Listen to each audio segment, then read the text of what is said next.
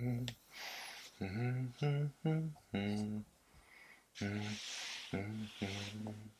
guys, me again, Ryan JC, and welcome to Your Potential. Within this video, I want to continue my series on Hell Realms. In this particular video though, I want to address a specific plane of thought which has come about as of a result of the way things are right now on Earth. I kind of left the last video with that cliffhanger, and rather than talking about something which you already know, that was going to be the main intention for this video, was going to be about another hell realm, but I think this one's more important. You see, while I've been traveling to the astral realms, I ended up triggering a very specific kind of travel, akin to a DMT trip, the methyltryptamine trip. And I like to deliberately trigger this because of the psychedelic effects. I mean, who wouldn't? And I'm enjoying these sacred geometrical patterns, and I can interpret what it is that I'm seeing, whereas most people who take the substance, it's like, wow, their mind is blown, they get all this sacred knowledge, but then they cannot remember what it is they just learned within these other planes. They come back, and very quickly, it's like they just forget everything. Just as like when you'd wake up after a dream, and it would be vivid in your head, but then as some time passes, maybe just 10-15 minutes, you've brushed your teeth and you go to remember that which you had just dreamt, only to have forgotten every little thing about it. Most DMT trips are like that, and I've honed my skills to remember, so why not do it on purpose? Usually, when I see these patterns, if I want to, I could veer off into another realm. The images, the patterns, the geometry, they condense and they create landscapes, people, faces, and objects. My travels were halted by an entity, an unseen force.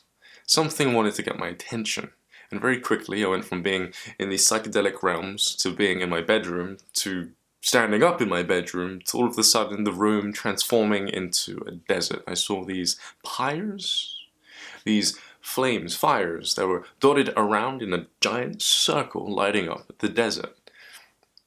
Sounds pretty cool. A stage, 4 elders. They look like Taoist monks with their classic beards, and the mustaches. And the reason as to why I liken their appearance to Taoist monks was because of their robes. They were wearing orange clothing, like a bright orange, orangey yellow, with red, kind of like if you'd have a cape, but the cape went around you, you know what I mean? It was a part of their decorum, how they dressed. To my left there were some benches, and on the benches were some monks. They were waiting their turn for a competition of sorts. We were basically being tested, because in front of the main stage there was this square, and the square was divided up into 4 sections by long logs. And within each quarter of the section there were 2 individuals, okay? We had to basically test our skills within this plane of existence in order to make sure that we could do what was expected of us by the elders. I watched each pair carry out a ritual which altered their consciousnesses, which is pretty profound if you think about it. We're in an astral plane, and yet our minds are still able to be altered by a ritual done inside of the astral plane. So you do a ritual here to astral project, which is a kind of meditation, and then there are other rituals, meditations you do in the astral realms to further shift your awareness. As I was watching them carry these things out, I noticed that there were lights. Their soul literally came up out of the body and out through the head into the heavens. Yeah, the heavens. The cool thing is when you're in the astrals and you look up into the sky, you can actually see each ray of light. So just as how you would see the stars on TV, where you can see the whole Milky Way and the different colors, the purples and the deep blues, mixed with some pinks, that kind of disc-like shape in the sky. You could also see that, witness that in the astral plane.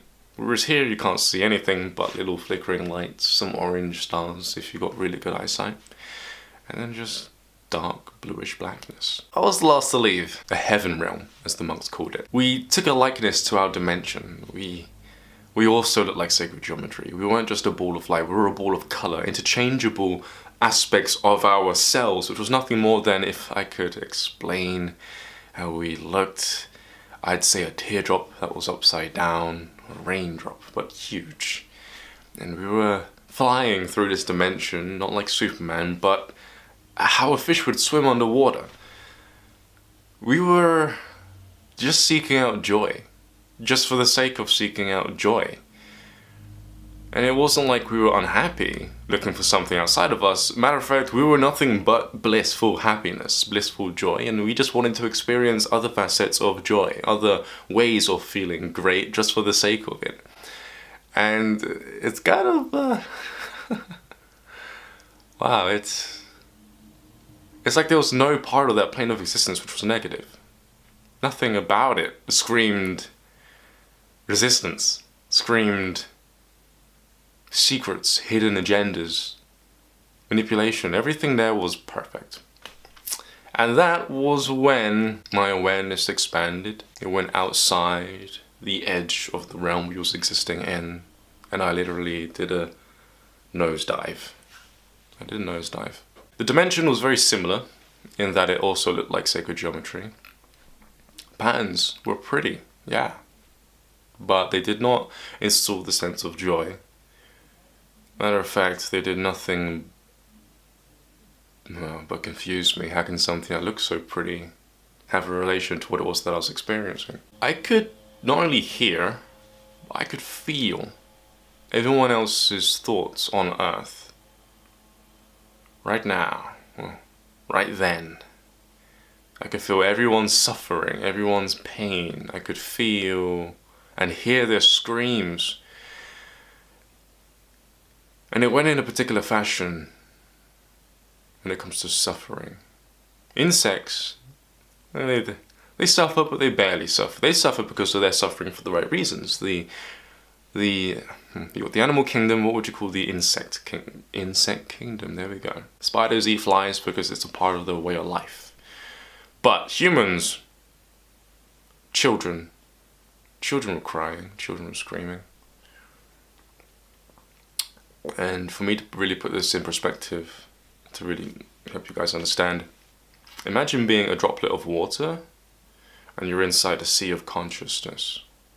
You are the water, you are the sea, you are every aspect of the ocean. The sum total of the whole is you. And when you merge with the sea, you experience the greater aspect of yourself. You are everything, and everything that encompasses that droplet, which is now nothing more than everything else. Within this realm of thought, it was literally like a sea of thought. Everything physical that separated individual aspects of ourselves, separated me from you, me from this camera, me from this bed, wasn't there. Just the consciousness, the sea of consciousness, which we were all not a part of, but are. We think we're a part of it because we see everything in dualistic manners. We see everything as separate aspects of ourselves. But within this plane of thought, you're pretty much aware of the fact that you are everyone.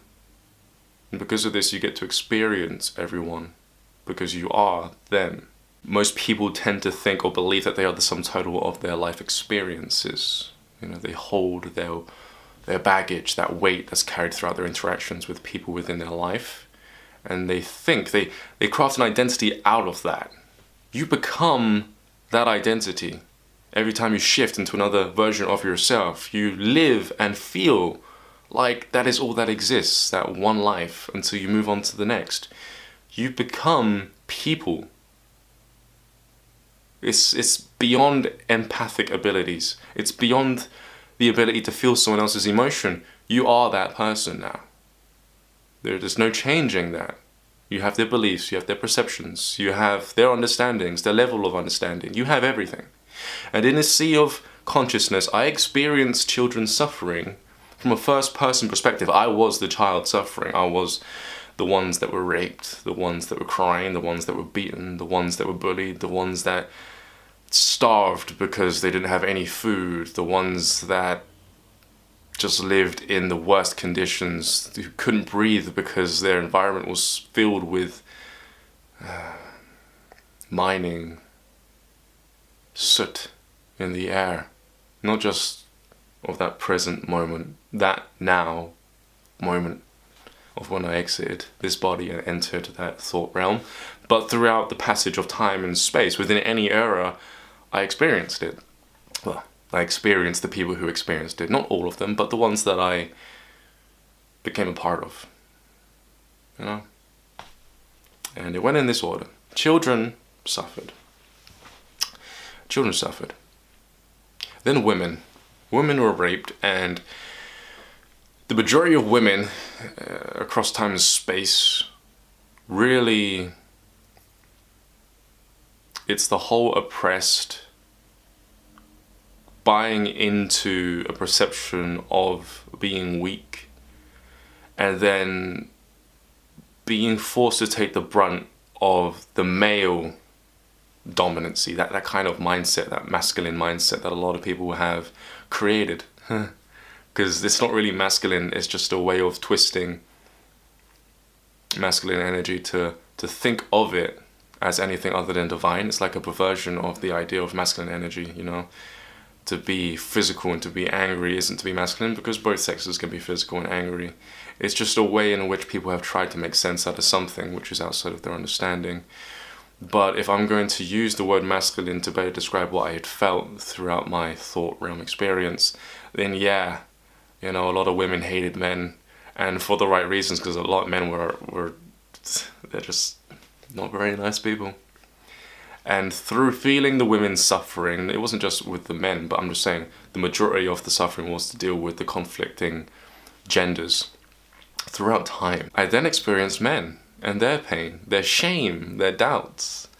So much shame, and feeling like they have to play a role, feeling like they have to be aggressive, because otherwise they'll be seen as something weak. And it went so deep when it comes to their psychological structuring of their belief systems. And I saw the knock-on effects within each generation, and it was so much nonsense, and it brought about so much suffering that it made so much sense. Children suffered the least. Women suffered about threefold. Men suffered about, I'd say, sixfold. But nothing came close to the suffering that I'd experienced when it came to feeling and embodying animals. Yeah, I know. A lot of people probably thinking, oh, you know, it's just, everyone talks about this. I'm not going to biasly, you know, try and get anyone out there to change their mind, but I felt what it was like to be a cow in a slaughterhouse, many cows, going through methods of processing which were very inhumane. I felt what it was like to be a cow that had just witnessed their child being killed moments after childbirth, slaughtered. I witnessed what it was like to become insane as an animal. And if I was to really make you guys understand, think of it like this. Okay, think about a ruler. You know the millimeters in the rulers, right? Ruler, about 30-inch ruler is what? There's a lot of millimeters in there, right? Well, take that ruler and throw it, expand it as far as your eye can see.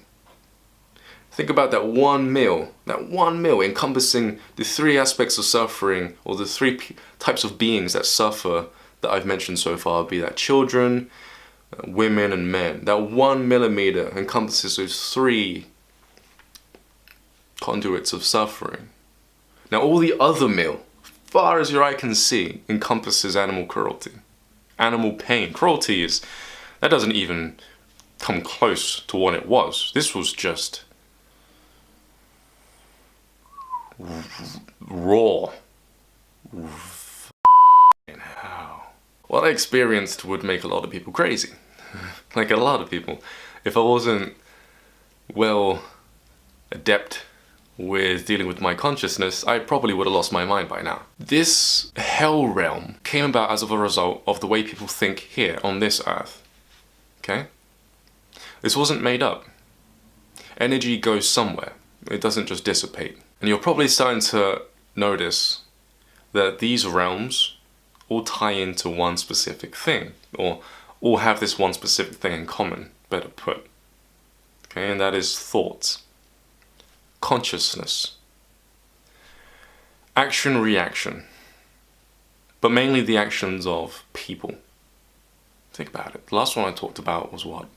You go to where you expect to go. It was a hell realm built on belief systems, thoughts. And you expect to be there, the thoughts that came from men on earth. And then you've got this other hell realm, created from suffering. Suffering which was as of a result of an action. The next video will also touch on this aspect of karma, cause and effect. Mainly its relation to people, humanity, mankind. But first, let's finish this story. I came back from the hell realm, me being the only one who went, and the elders gave me the stink eye. They judged the crap out of me. Yeah, they're elders. But although they're able to astral project, and although their mastery is pretty good, they're still not able to look at people without judging them the way that some humans would judge other humans. And the reason for this is because although they've mastered astral projection to a degree, literally, that's it. They're only allowed to master a specific class of, how can I say this? Magic? Of dimensional travel. And they're very strict with their rules. So as you had these different tiers, or these different factions of that particular group of monks, they would be endowed with particular skills, and that's it. They're not allowed to learn anything else. And I'd come about these abilities in this domain, Earth realm, So I didn't have any restraints. I just did what I liked. And I had experienced what it was like to feel like everyone and everything that was above their pay grade, so to speak. I had already reached within a previous meditation the state of awareness needed to be able to comprehend the fact that everything that had happened, although it was bad, is happening for a reason, a real reason. It's not actually negative. It is, but it isn't. Everything that's bad in the world is happening for a reason, and it's actually okay. Even though this what I just experienced was pretty traumatizing on their behalf, I understood why it was happening. And I came to that realization within another meditation outside of that hell realm. The elders hadn't come to that realization yet, and they were judging me. They didn't kick me out. I just took it upon myself to sit on the bench and speak with the rest of the monks. I said, hey, why are they looking at me like that? They said, it's because you're not supposed to go there, it's forbidden. They said, it's a hell realm. And that's when it sunk in. They're only human, even noticing they're in another dimension. I shouldn't expect other beings to be really grand and pure all the time, Yeah. So, I took my leave. That was it. That was my experience with this other hell realm. I'm Ryan James Cropper. Check out my YouTube channel for more videos like this, and you could also find the other video on the hell realms where I talk about Christianity and how they've actually ended up playing a part in, how can I say this without ruining the surprise? Just check it out, you'll see it. I'm Ryan James Cropper. Once again, this has been your potential, and I'll speak to you all pretty soon. Peace.